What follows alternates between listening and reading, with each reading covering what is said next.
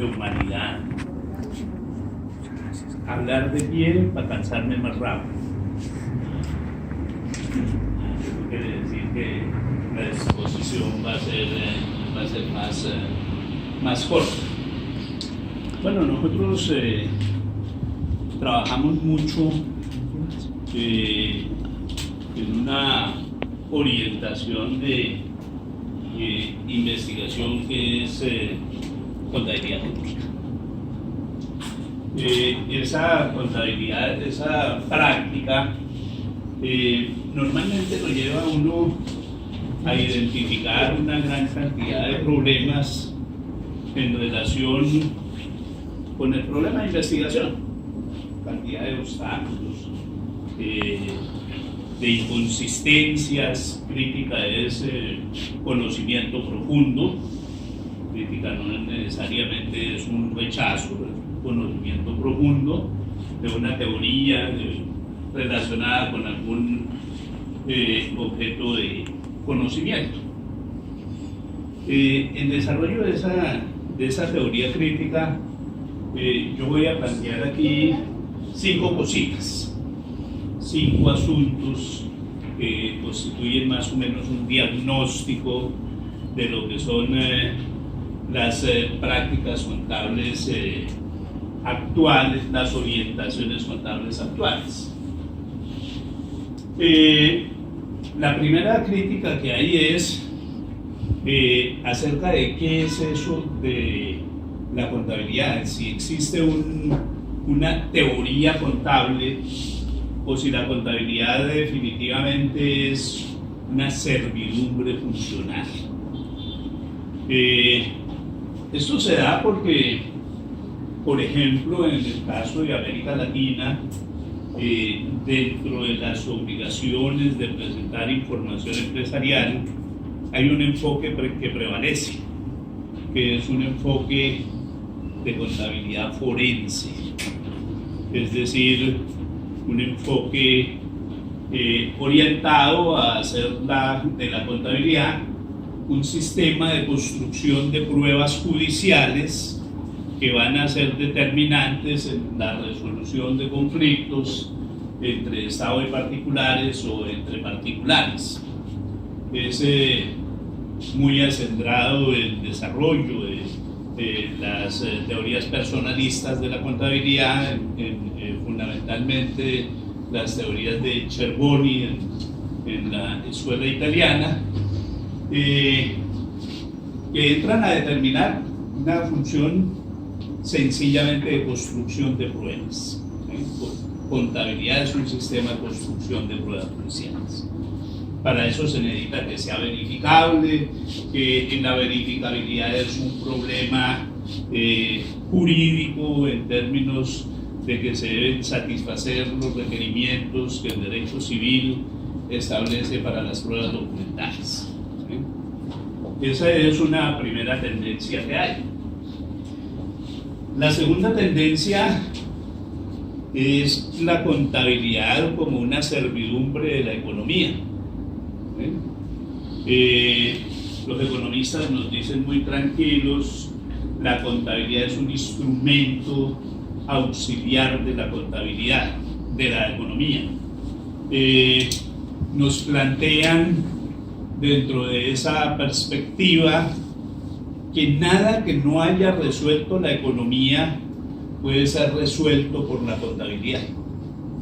Entonces nos plantean que la contabilidad debe cumplir unas funciones económicas, como por ejemplo dinamizar los mercados de capitales, bien se trate de mercados financieros o de mercados de valores, lo cual requiere un tipo de información que es la información promesa, la información expectativa de lo que se puede lograr al realizar una inversión. Y nuevamente la contabilidad está como una servidumbre de algún campo disciplinar. Ese es nuestro primer elemento del pronóstico. El segundo problema es el problema de significaciones categóricas carencias históricas de significaciones categóricas. Nosotros nos casamos con un lenguaje contable, una serie de palabras que representan o pretenden representar algo. Hablábamos por ahí del concepto de patrimonio, que es tal vez el concepto más antiguo. Patrimonio nos habla del dominio del padre, de que el padre es el único que tiene la capacidad de ser propietario dentro de la familia. Y ese es como uno de los primeros términos que se vinculan al lenguaje de la contabilidad. Después van a aparecer otras palabras, como por ejemplo el concepto de activo, ya en la sociedad de producción.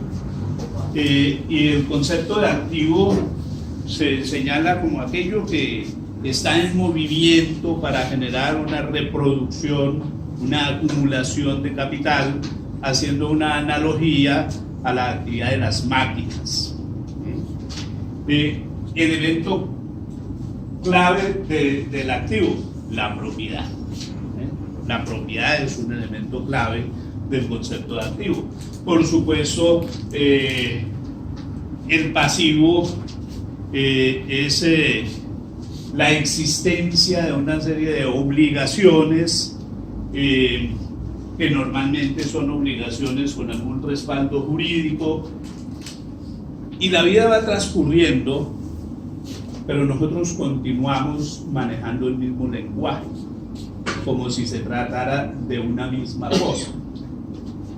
Voy a quedarme sencillamente en esas dos expresiones. Lo que nosotros hemos hecho es bastante extenso. Inclusive con Jesús estamos en un proceso de construcción de un texto sobre historia de los términos contables, para ver cómo ha sido esa evolución. Nosotros nos metemos ahora en una nueva dinámica de la contabilidad en la sociedad de consumo. La contabilidad deja de representar propiedades. La contabilidad ya el activo ya no es la representación del dominio. El activo es la representación del control, entendiendo por control la capacidad de apropiarse de los beneficios que genere un determinado bien en ausencia de consideración de ese concepto de propiedad. ¿Qué ha sucedido ahí?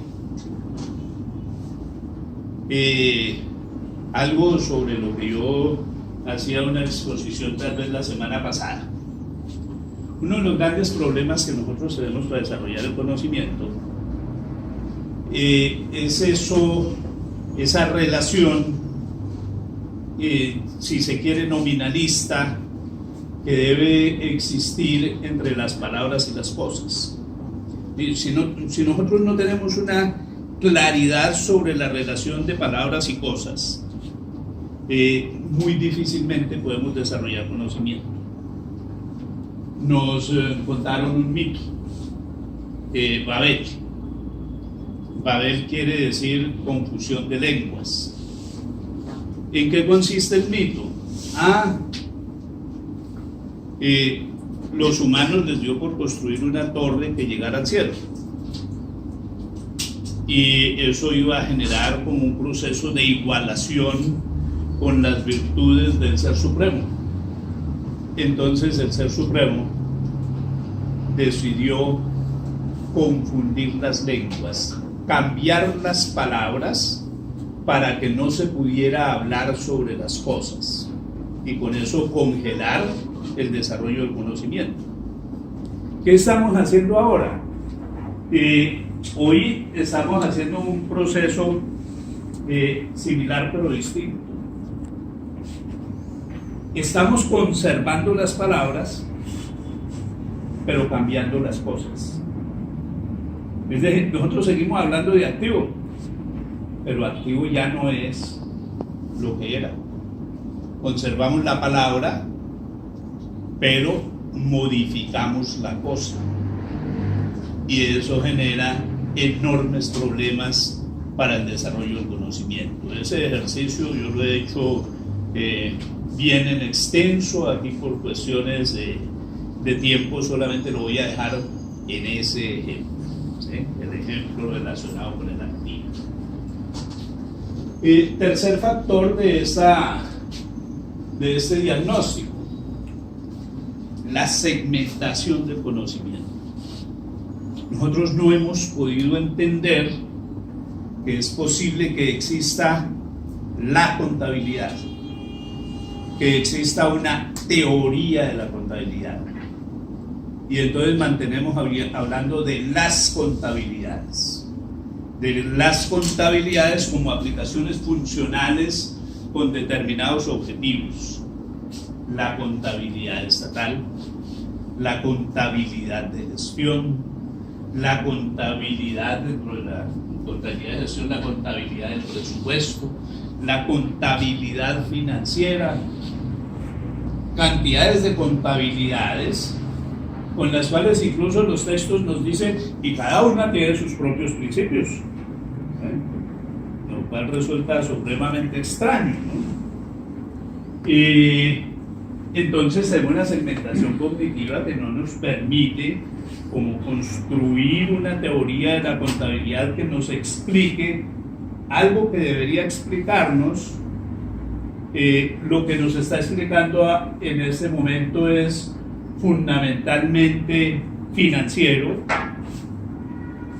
así sea contabilidad de gestión, eso es información financiera, así sea contabilidad tributaria, eso es contabilidad financiera, en distintas ópticas, en distintas bases comprensivas, y no podemos entender que nosotros deberíamos avanzar hacia la consolidación de una contabilidad como una disciplina de conocimiento autónomo, ¿sí? Tenemos problemas de método. Nuestros métodos de investigación son apenas propiedad de unos sectores emergentes, como se puede ver aquí. A la gente no le interesa conocer la contabilidad, a la gente le interesa hacer contabilidad.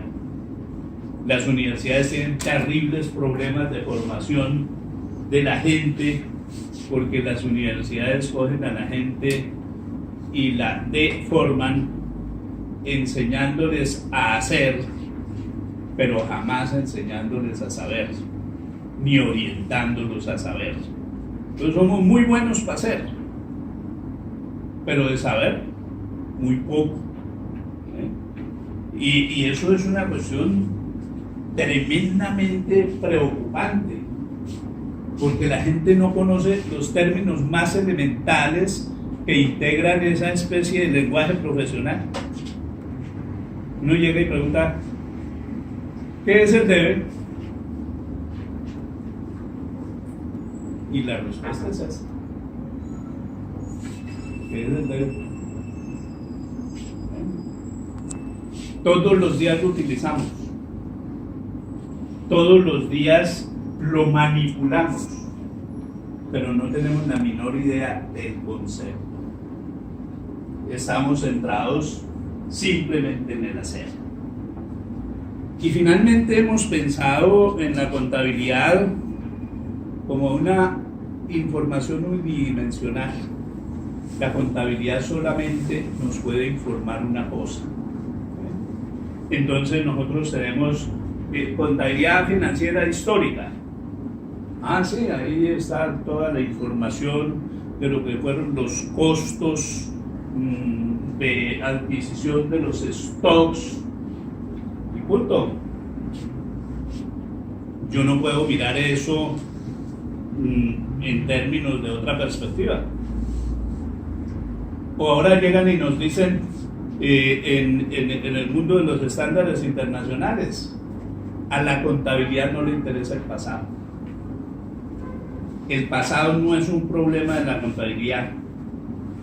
A la contabilidad únicamente le interesa el presente. ¿Y cómo calculamos el presente? Mirando los flujos futuros y descontándolos a costo histórico. La contabilidad mató la historia, ¿sí? el fin de la historia y el último hombre. Se acabó la historia. Y solamente podemos ver la contabilidad en esa dimensión, en una exclusiva dimensión. Y uno dice, el conocimiento es unidimensional. Y claro, uno hace estas reflexiones, el discurso puede ser muchísimo más largo, chévere. La teoría crítica ha sido dinámica, identificó los problemas y es cuando uno llega a decir, bueno, ¿y cómo así? La teoría crítica descubre los problemas, descubre las inconsistencias, descubre las fallas y las hace conocidas. Y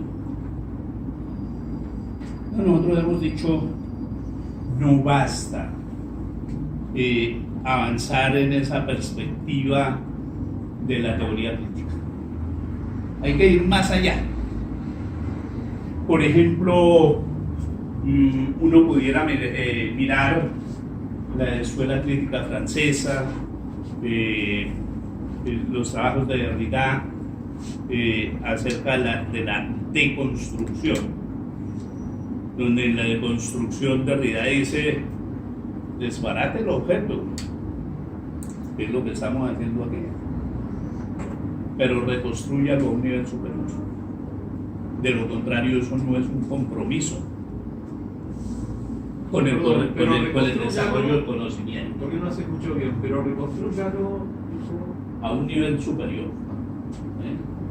Que sea más explicativo, que sea, si se quiere, de mayor cobertura en términos, inclusive la funcionalidad que se quiera buscar con la contabilidad. Nosotros asumimos ese desafío y dijimos, bueno, hay como dos elementos que tenemos que mirar en esa reconstrucción del objeto contable como base para generar una alternativa, un saber de la gente. Y esos dos elementos son la dimensión teórica y la dimensión ontológica. En la dimensión teórica, que es muy amplia, yo simplemente voy a hablar, digamos, de unos postulados básicos que van a orientar un concepto que hemos desarrollado que se llama contabilidad integral. Está en el mundo de la teoría de la contabilidad. Entonces nosotros decimos, no, pues los postulados son cuatro, un poco de racionalismo, ¿no? Hipotéticos, ¿sí? Son cuatro. ¿Cuáles? Entidad contable. Entonces todo el mundo dice, eso ya existe. Y yo digo, no existe. Porque nosotros no tenemos incorporado en los desarrollos de la contabilidad el concepto de ente contable. Trabajamos con el concepto de ente económico o de ente jurídico, pero no de ente contable. Entonces tenemos que entrar a formular qué es eso del ente contable, y vamos a decir así, digamos precipitadamente, que el ente contable es cualquier cosa susceptible de ser informada. Cualquier cosa susceptible de ser informada. Eso ya nos puede permitir separarnos del matrimonio con las finanzas, del matrimonio con la economía, ya como que nos va a permitir unos campos más amplios para mirar cómo es que vamos a informar. Sistemicidad. Todas las transacciones sociales son susceptibles de ser representadas a través de un sistema de cuentas. Un concepto de cuenta es una categoría que no vamos a perder. Transacciones sociales, no transacciones financieras. Son mutaciones, son movimientos de unos hechos sociales que pueden ser informados a través de un sistema de cuentas. Causalidad. Hay un movimiento de causa-efecto que debe ser reconocido en la construcción de representaciones y polivalencia. Este es tremendamente importante. Cualquier objeto de revelación puede tener múltiples valoraciones. Múltiples valoraciones. Si yo llego y miro un precioso edificio que hay aquí como 2 cuadras arriba, construido por allá en 1887, tal vez, 83, siglo XIX. ¿Sí? Yo bien podría decir, eso tiene tantos metros, está situado en estos accesos a los servicios de transporte, estas conexiones a los servicios públicos y aplicar todos los elementos de la valoración de inmuebles y decir, el valor de este inmueble es este. Ah, pero ese inmueble tiene otro valor, un valor histórico, es un valor arquitectónico, y eso no los puedo medir de la misma manera. Un solo bien, un único bien, tiene distintas formas de ser valorado y simultáneamente puede ser objeto de múltiples valoraciones. Con estos elementos de la dimensión teórica, solamente estos, sobre eso hay publicado un libro que se llama Contabilidad Integral. Yo creo que ahora podemos mirar por ahí donde lo pueden bajar gratuitamente de internet. Nosotros podríamos decir, bueno, hay algo que trabaja con base en esos principios hipotéticos que se llama contabilidad. Y esa contabilidad es una disciplina orientada a construir representaciones. La contabilidad es un sistema de construcción de representaciones que tiene por objetivo simplificar la complejidad, es decir, hacer comprensibles fenómenos tremendamente complejos. Uno lo podría ver de una manera muy sencilla, ¿no? ¿Qué hay en un estado de resultados tradicional? Uy, ahí hay relaciones sociales de producción, ahí hay relaciones con stakeholders, hay relaciones con el entorno, hay relaciones tecnológicas, y nosotros, que dicen que somos brujos, tenemos la capacidad de coger todas esas relaciones complejas y a través de un proceso de representación hacerlo entendible para todo el mundo. Entonces vamos a decir, la contabilidad es un sistema de construcción de representaciones que trabaja sobre unos principios hipotéticos que vamos a designar como entidad contable, sistemicidad, causalidad y polivalencia. ¿Y qué es lo que puede representar? La dimensión ontológica. El ser, lo que es, lo que se puede representar a través de esa práctica contable. ¿Y qué es lo que se puede representar a través de esa práctica contable? La economía. Pero miren que ahora el proceso es al revés. No somos una servidumbre de la economía. Somos una disciplina autónoma que tiene la potencia de construir representaciones sobre fenómenos económicos, no solo financieros. Ahorita que estaba el profesor haciendo su exposición y hablaba de cómo el estado de tú dijiste el estado de valor agregado, de valor añadido, como le dicen en España, nos permite mirar un poco de cosas que en los estados de costo histórico o de valores corrientes no se ven. Y yo recordaba en ese momento que hay un instrumento por allá que se llama estado de productividad global, que tiene la capacidad de que, parado en información financiera, nos muestra información social. Cómo se conforma la productividad de las organizaciones y cómo se distribuye, que es la información que no estamos proporcionándole a la sociedad.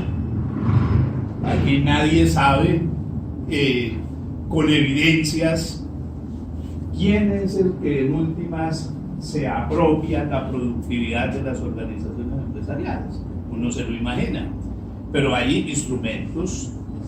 Es decir, cuando nosotros estamos hablando aquí de la economía como un componente de la dimensión ontológica de la contabilidad, estamos diciendo, no es solo medir acumulación financiera, no es solo mirar las cosas en términos de conservación financiera del capital o de conservación operacional del capital. No, es mirar diferentes fenómenos económicos a través de la información, a través de representaciones, como son los problemas de productividad, los problemas de competitividad, los problemas de producción, pero también los problemas de distribución y los problemas de consumo, porque es que la economía es mucho más que finanzas. En segundo lugar, la población.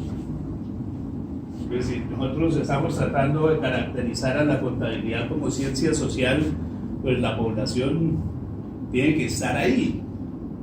Sobre la población podemos nosotros mirar múltiples cosas. Ayer el profesor Valenzuela planteaba, podríamos mirar fenómenos como la pobreza, como la desigualdad, como el analfabetismo, pero hay muchísimos más elementos sobre la población que nosotros podríamos conocer a través de una contabilidad de la población. La cultura, valores, tradiciones, inclusive unos recursos culturales como recursos históricos, recursos arqueológicos, recursos arquitectónicos, que son susceptibles de ser representados a través de una representación de tipo contable. Y el territorio, cuando hablo del territorio hablo de los recursos naturales, pero de los recursos naturales en una comprensión que tiene que ser bien clara. No es lo que serían los elementos del territorio en la circulación económica. Es más bien lo que deben ser los recursos naturales en términos de la conservación de la vida. Es decir, los recursos naturales hay que mirarlos más allá de sus perspectivas económicas, de todas esas cosas que hemos llamado los costos de viaje, los costos del paisaje y todas las metodologías económicas vinculadas a la circulación, y mirar las cuestiones en términos ecológicos, ¿sí? En términos ecológicos. Si nosotros hacemos esta reconstrucción sobre los elementos básicos de la contabilidad, entonces eso que es una dimensión básicamente teórica, si se quiere epistemológica, nos da origen a una tecnología social. Tecnología social, profesor, que llamamos contametría. Tenemos nuestra dimensión ontológica: territorio, cultura, población y economía. Sobre todos esos elementos nosotros podemos construir representaciones, ¿sí? Sobre todos. Pueden haber representaciones que integren varios. Pueden haber representaciones de una sola de esas dimensiones, ¿eh? O que generen niveles de análisis por la combinación de diversas representaciones en un determinado espacio, por ejemplo. Tenemos una dimensión instrumental. Si queremos, lo podemos llamar la dimensión metodológica. Yo la dejo en instrumental. Ustedes ven lo que dice en esa columna, en ese eje de lo instrumental, no es más que el conjunto de procesos que integran un sistema.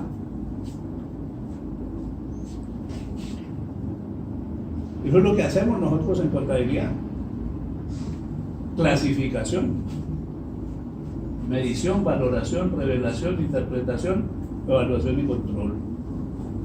Eso es lo que hacemos. Pero vamos a plantear unas reflexiones muy específicas en relación con estas cosas.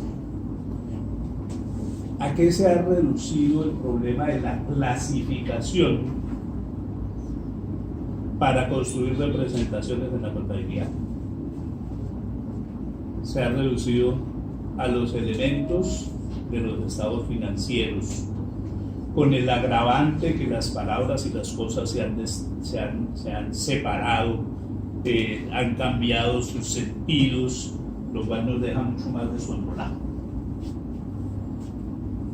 No, esa no tiene por qué ser nuestra clasificación.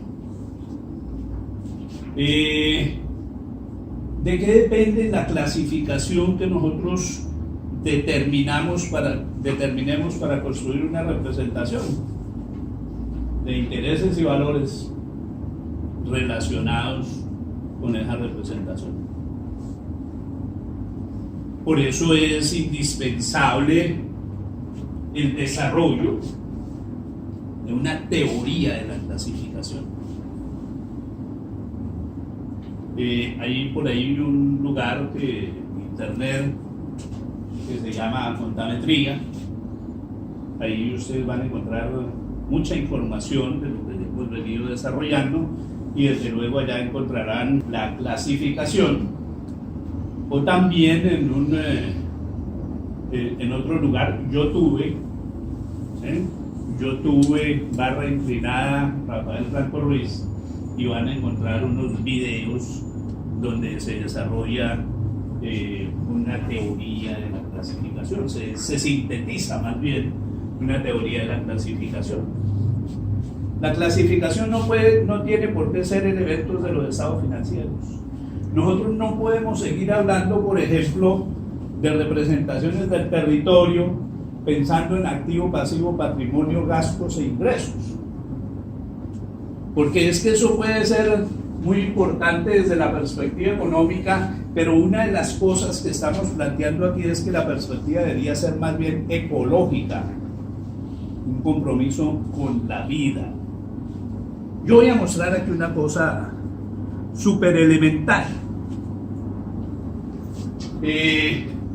Eso se llama un estado contable de variación de inventarios. Términos muy comunes para nosotros. ¿Inventarios de qué? De suelos. Suelos que pueden pertenecer a un ecosistema, a una unidad administrativa, territorial, una provincia, un municipio, una nación. ¿Y qué es lo que hay allí?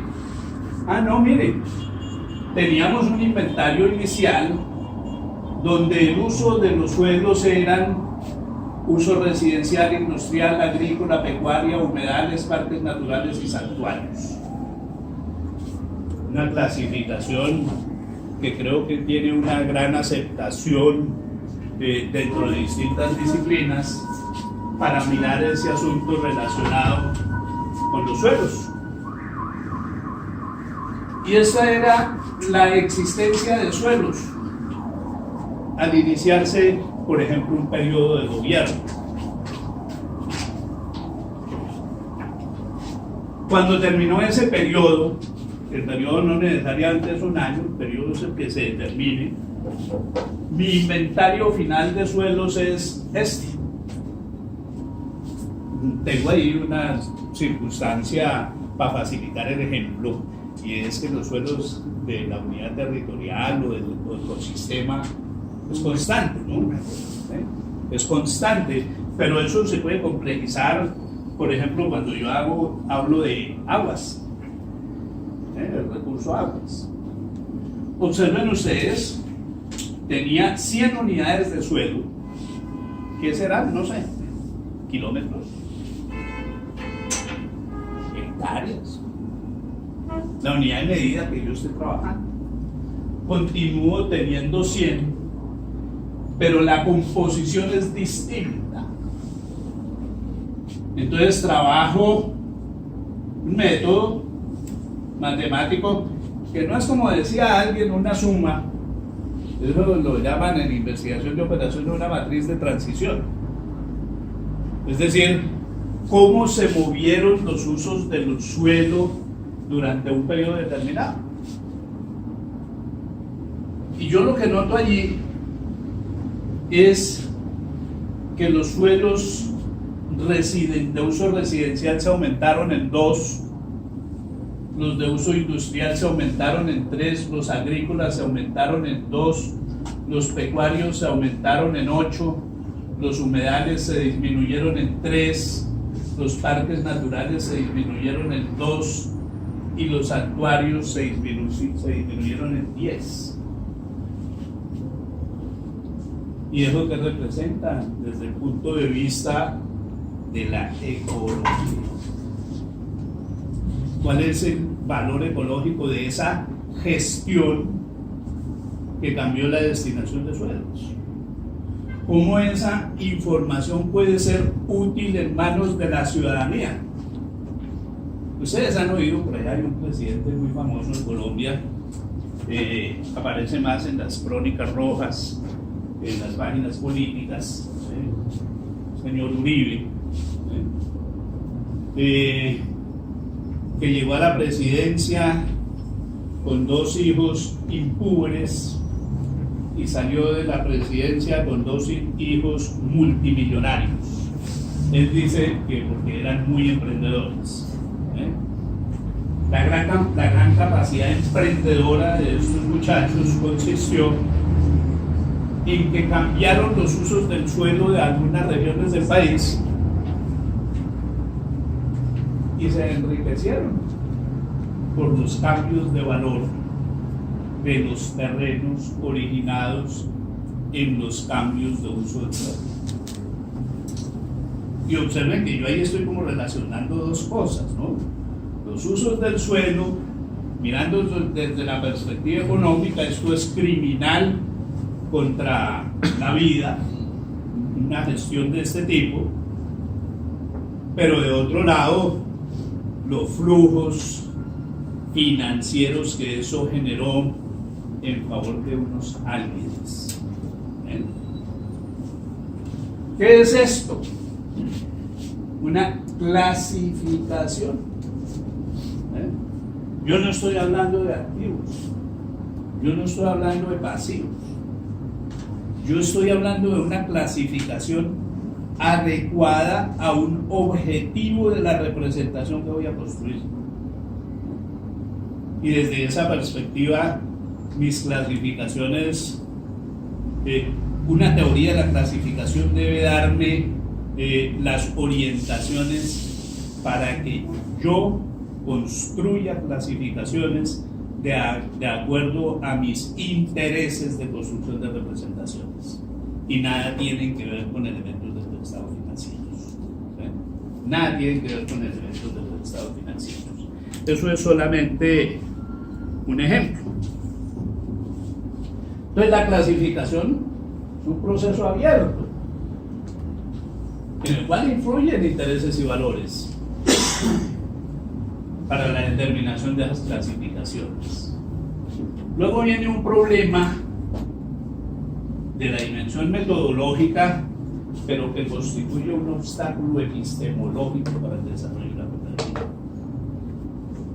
Nosotros hemos confundido siempre medición y valoración. Hemos trabajado todas las teorías contables que ustedes quieran abordar, que son normalmente teorías de la contabilidad financiera. Y ustedes se van a encontrar con que en todas esas teorías contables se confunde medición y valoración. Y medición y valoración son dos cosas distintas. Las mediciones son objetivas.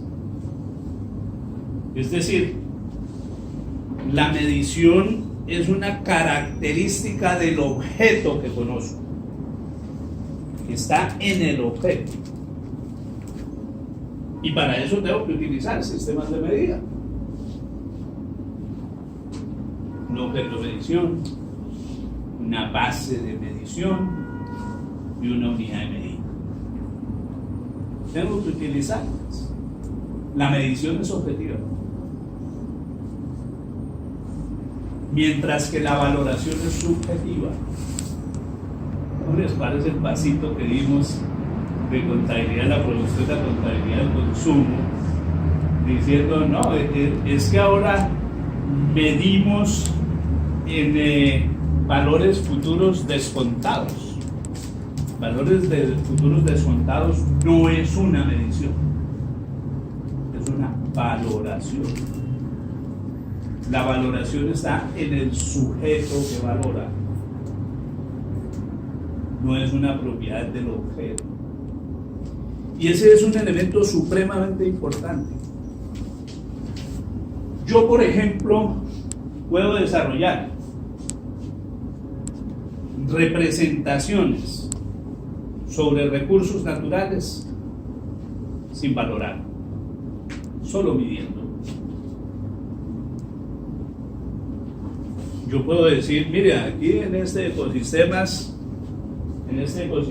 hay 100 venados y 25 tigres. Eso hay, 100 venados, 25 tigres. Yo eso lo puedo valorar, ¿no? Yo puedo decir, los venados son una especie en extinción y los tigres son unos depredadores, porque lo estoy mirando en términos del equilibrio. O puedo tener otro ecosistema exactamente igual en características, pero donde hay 100.000 venados y 10 tigres. Y eso es lo cuantitativo, eso es lo medido, lo valorado. Los venados son una plaga y los tigres son un agente regulador. La valoración depende del sujeto que valora.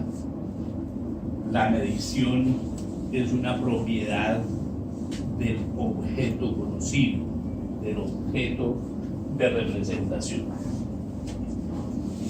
Nosotros ya hemos hecho bastantes aplicaciones sobre producir informes de recursos naturales. Nosotros no los llamamos informes ambientales. El ambiente es todo. El ambiente es toda esa tecnología social. La contabilidad de recursos naturales la podemos desarrollar sin valoración. Bueno, pero también la podríamos desarrollar sin medición. El trabajo del profesor Valenzuela, del día de ayer, digo, mire, aquí en términos de los recursos naturales, nosotros podríamos mirar cuestiones como biodiversidad. Cuénteme las otras, Fernando. Biodiversidad, cambio climático y calentamiento global. Y la otra de capa de ozono. Capa de ozono. ¿Ah, sí?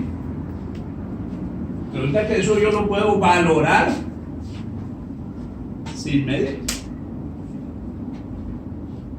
Puedo valorar sin medir. Y mi valoración no es financiera.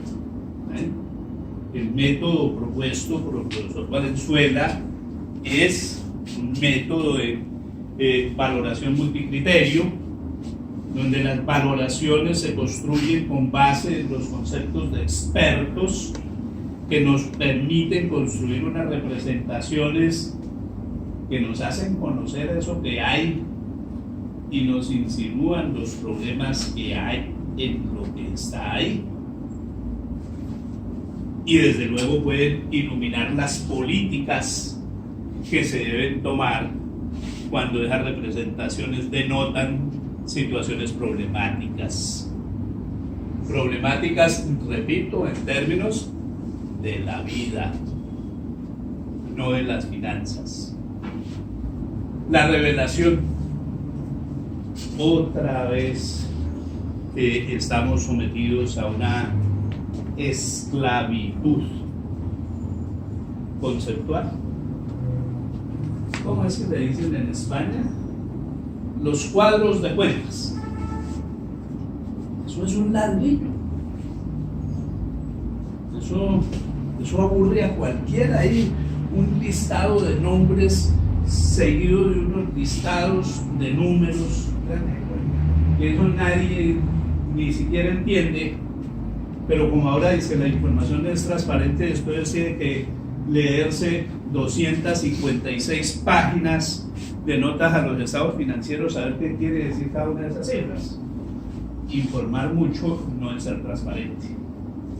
Mucha información puede ser un ataque a la transparencia. ¿Qué saca una persona leyendo un estado financiero cuando llegan y le montan allá un modelo financiero de una ecuación de 5 variables con la cual se calculó el valor del mercado? ¿Lo van a entender? Entonces revelan mucho, pero eso le aporta claridad a la información, o la hace más confusa, la hace más gris, la convierte en un instrumento superior de manipulación. Esos cuadros de cuentas tienen que ser, yo no digo que eliminados, pero sí deben ser complementados con otras formas de representación que le lleguen a la gente, que puedan ser entendidas por la gente. Hace unos años nosotros desarrollamos un trabajo de consultoría para la Corporación Autónoma Regional del Quindío, que consistía en levantar un inventario de recursos naturales en la cuenca hidrográfica de un río. Entonces, aquí está este río. El río tiene que ser intervenido por distintas causas, pero antes de intervenirlo necesitamos saber qué hay ahí. Y nosotros levantamos ese inventario de la cuenca hidrográfica del río Rojo. Y entonces nos quedamos pensando, ¿quién va a leer el informe? Pues los que van a tomar decisiones. ¿Quiénes van a tomar decisiones? Los campesinos. Les presentamos un cuadro de cuentas. a los campesinos para que tomen decisiones, cuando es claro que muchos de ellos son analfabetos? ¿No? Hicimos algo que resultó siendo tremendamente interesante.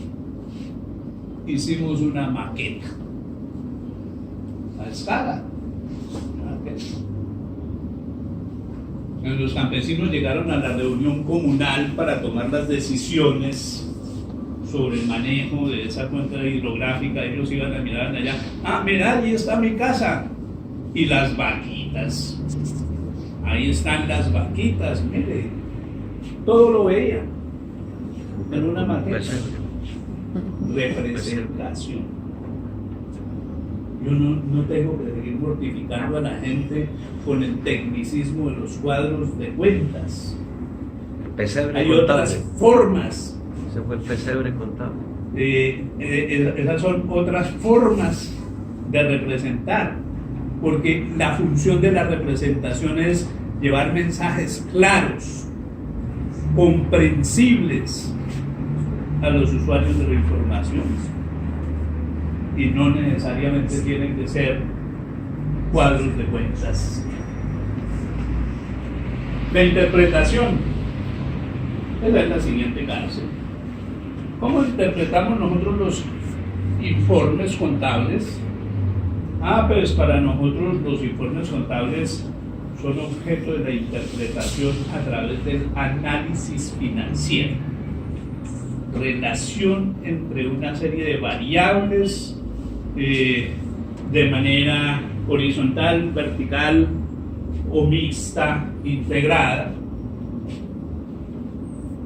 poco de fórmulas que no son claras para que alguien que no sea especialista las pueda interpretar.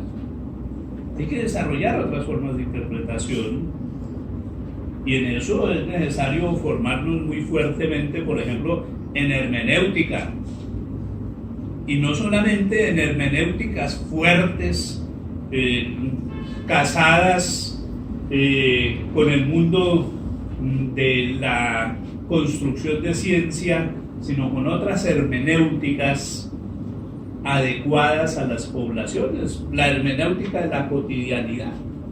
Hay una hermenéutica de la cotidianidad que nos permite encontrar una serie de teorías sobre cómo analizar una representación por medios muy distintos al establecimiento de una serie de fórmulas que se caracterizan por constituir una relación de variables. Y finalmente están los problemas de evaluación y control. La evaluación y el control son dos cosas distintas. La evaluación es como la auditoría, es decir, no es control. La auditoría no es control, la auditoría es evaluación, porque el control permite la intervención. La auditoría no permite la intervención, es posterior. El control sí permite la intervención. Son dos cosas distintas. Y esa evaluación y control tiene que ser correspondiente con los elementos representados. Nosotros no podemos seguir jugando a lo que estamos jugando. La auditoría desarrolló toda una estructura de normas para evaluar información financiera histórica.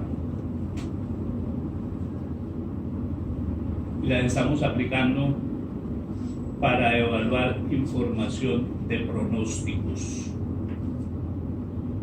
No hay nada. No hay ninguna coherencia entre esas dos cosas. Hay un artículo famosísimo de unos colegas daneses. ¿Cómo así?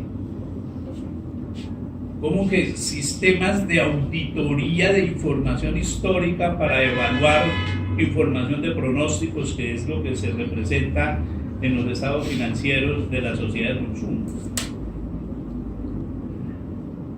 No, Hay que construir herramientas adecuadas,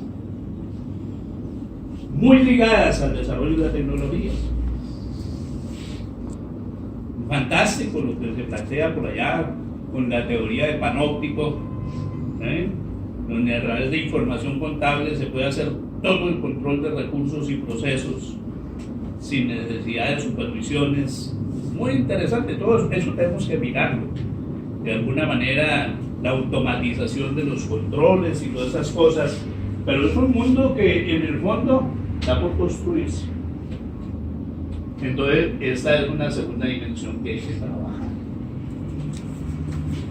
El siguiente elemento que hay que trabajar, pues tiene que ver con el tiempo. Yo decía hace un rato, los estándares internacionales mataron la historia. El kairos, tiempo histórico, desaparecido, porque solamente nos interesa la información del futuro descontada al presente, a valor presente, ¿no? No hay historia. Bueno, nosotros debemos tener la capacidad de producir información que nos muestre coherentemente información del pasado, porque el pasado es la historia y ya todo el mundo conoce la famosa frase de que quien desconoce la historia, ¿no? El pasado es la historia y tenemos que tenerla ahí. Claro, hay que conocer el presente, ese es el fundamento de la gestión, y también abordar la proyección del futuro para que cuando lleguemos a él sea un futuro revisitado, pero sin confundir la información. ¿Qué es eso de estar presentando inversiones a valor presente neto y caja a costos históricos? Eso no es comparable. Eso me lo decía a mí cuando yo estudié primaria, ¿sí? Cuando yo estudié primaria no había preescolar, ¿sí? Yo soy de la época antigua. Entonces en ese tiempo no había preescolar, uno entraba derecho a primero de primaria, ¿no? Y la profesora Blanquita me decía, no se pueden sumar cosas heterogéneas. 2 manzanas y un caballo es igual a 2 manzanas y un caballo, eso no es igual a 3 cosas. 2 manzanas y un caballo. Es el principio elemental de la aritmética. Nosotros lo estamos violentando en términos de la temporalidad de la información, porque estamos sumando como si fueran iguales valores históricos, valores futuros y valores presentes. ¿Y eso qué nos da? Nada. Y desde luego, en términos de lo temporal, tenemos que, y esto apenas lo estamos iniciando, incorporar 2 variables supremamente importantes: el cambio y la velocidad. Que ahí todavía no habíamos abordado esos elementos del cambio y la velocidad. Y finalmente, tenemos una dimensión praxeológica. ¿Qué es eso de la dimensión praxeológica?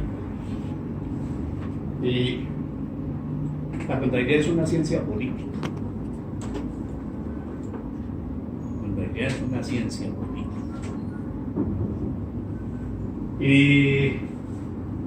Y desde luego la praxeología es el estudio de la acción humana. ¿Cómo es el proceso decisional de los profesionales contables en términos de las decisiones que los llevan, por ejemplo, a avalar representaciones o a construir determinado tipo de diagnósticos?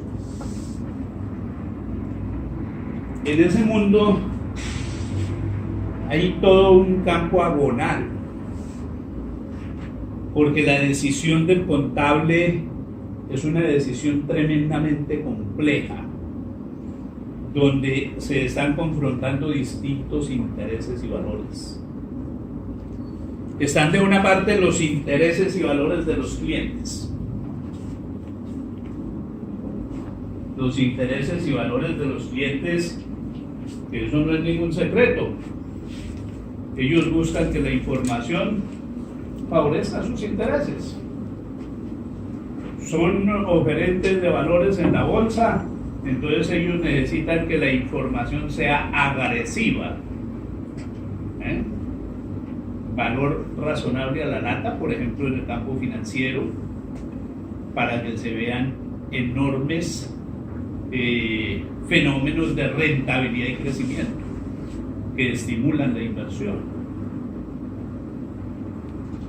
Pero también pueden tener intereses contrarios. Yo quiero pasar, como se dice en Colombia comúnmente, de agache, sin ser notorio. Costo histórico más deterioro de valor. Lo más conservador que pueda haber. Bueno, los clientes presionan para que se produzca una información que sirva a sus intereses. Eso no es ningún secreto. Acaban de publicar hace 4 meses un informe en la Unión Europea sobre las presiones de los clientes sobre los dictámenes de los contadores públicos. Parece que hubiera sido escrito en Colombia, o me imagino en Argentina. Todos somos más o menos iguales. Frente a esos intereses del cliente, aparecen los intereses y valores de otros stakeholders, para utilizar el término de la administración, de otros grupos de interés que presionan para que la información satisfaga sus propios intereses y valores. Se supone que el contador público tiene que enfrentar su proceso decisional con base en intereses y valores profesionales, pero donde nos encontramos con un problema tremendamente serio. Por ejemplo, frente a ese asunto que se llama independencia, el valor de la independencia, porque la independencia puede estar neutralizada por la necesidad. Hay muchas quejas, por ejemplo, de que los contadores contribuyen de manera significativa a la evasión de impuestos, que no son independientes. Y uno se pregunta, oiga, ¿se puede ser independiente cuando el mercado profesional, la facturación del mercado independiente de la profesión, está concentrada en 4 grandes firmas, caso colombiano, que ocupan 4.500 contadores públicos, mientras que 236.000 contadores tienen que partirse el brazo en la competencia de mercado por el 10% del mercado residual? Son elementos que hay que mirar, porque es que para uno como docente es fácil decir, y tienen que ser independientes, pero ¿dónde están todas esas realidades sociales de esas relaciones de libertad y necesidad? ¿Dónde están esas relaciones? Es que son problemas sociales supremamente determinados, pero siempre hay un elemento fundamental que es la sociedad, y que en términos de intereses se llama el interés público. La contabilidad es una ciencia prudencial, en el sentido de la clasificación de Aristóteles, que decía que había ciencias naturales, ciencias formales, ciencias sociales, ciencias humanas, y en la intersección de ciencias sociales y humanas, las ciencias prudenciales, que son unas ciencias que se orientan a la realización de altos ideales de la sociedad. Y los contadores públicos debemos actuar en esa perspectiva. de materializar altos ideales de la sociedad a través de nuestra función social de construcción de confianza que se logra a través de la construcción de representaciones y el incremento de la credibilidad en esas representaciones. Tenemos ahí un problema ético-político, que es un elemento determinante de la estructura del ejercicio profesional. Observen ustedes que nuestras potencialidades en términos de la construcción de información son supremamente grandes, desafiantes, potentes, pero que nos exigen unas decisiones. Y en esas decisiones, en gran medida, está la ruptura con las tradiciones y la construcción de conocimiento como saber social, o como lo califica la investigación crítica, de saber liberatorio. Muchas gracias.